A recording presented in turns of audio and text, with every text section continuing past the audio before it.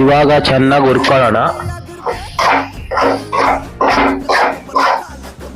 ನಮಸ್ಕಾರ, ಯಶವಂತ್ ರುಚಿ ಯೂಟ್ಯೂಬ್ ಚಾನೆಲ್ಗೆ ಸ್ವಾಗತ. ಎಗ್ ಬುರ್ಜಿ ಮಾಡುವ ವಿಧಾನ: 4 ಮೊಟ್ಟೆ, 2 ಸ್ಪೂನ್ ಮೆಣಸಿನ್ಕಾಯಿ, ಚಿಕ್ಕ ಈರುಳ್ಳಿ ಸಣ್ಣ, ಇವಾಗ 2 ಸಣ್ಣ ಹೆಚ್ಚಿರೋ ಟೊಮೊಟೊ,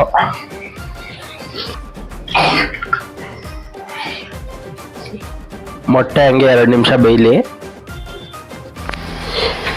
ಇವಾಗ ಚೆನ್ನಾಗಿ ಹುರ್ಕೊಳ್ಳೋಣ. ರುಚಿಗೆ ತಕ್ಕಷ್ಟು ಉಪ್ಪು, ರೌಂಡ್ ಮಿಕ್ಸ್ ಮಾಡ್ಕೊಂಬಿಡೋಣ.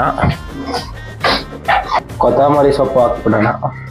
ಚಪಾತಿಗೆ, ದೋಸೆಗೆ, ರೊಟ್ಟಿಗೆ ಎಲ್ಲದಕ್ಕೂ ಆಗುತ್ತೆ ಎಗ್ ಬುರ್ಜಿ. ಸಕ್ಕತ್ತಾಗಿದೆ. ಧನ್ಯವಾದಗಳು.